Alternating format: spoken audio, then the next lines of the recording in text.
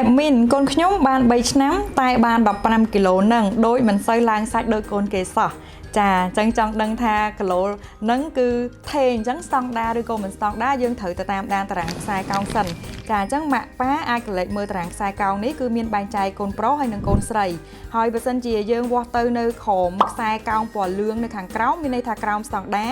បើនៅក្នុងពណ៌ទឹកក្រូចគឺស្តង់ដាល្អហើយបើសិនជាលើខ្សែកោងពណ៌លឿងខាងលើនេះគឺមានន័យថាលើពីស្តង់ដាហើយចាអញ្ចឹងយើងទៅមើលទាំងអស់គ្នាតារាងនេះគឺជួរដេកតំណាងឲ្យអាយុពី1ឆ្នាំដល់6ឆ្នាំអូនរបស់បងស្រីមិញគាត់មានអាយុ3ឆ្នាំអញ្ចឹងយើងគូពី3ឆ្នាំឡើងទៅលើបន្ទាប់មកទៀតគឺយើងមើលទៅលើគីឡូគាត់15គីឡូយើងគូពី15គីឡូមក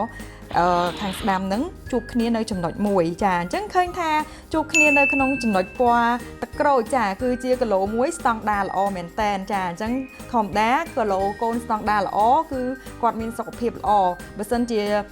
លើពីស្តង់ដាពេកក៏មិនសូវល្អសម្រាប់អូនដែរបើសិនជាលើពណ៌លឿងហ្នឹងដោយសារតែលើពីស្តង់ដាបានន័យថាគាត់ម៉ាប់ជ្រុលខ្លាំងពេកអាចងាយប្រឈមនឹងជំងឺផ្សេងចាហើយបើសិនជាយើងវាស់ទៅក្រោមស្តង់ដាគឺយើងត្រូវគិតគូរឡើងវិញពីការញ៉ាំរបស់គាត់ថាតើមានបញ្ហាណាអីដែលធ្វើឲ្យគាត់នឹងក្រោមគីឡូស្តង់ដា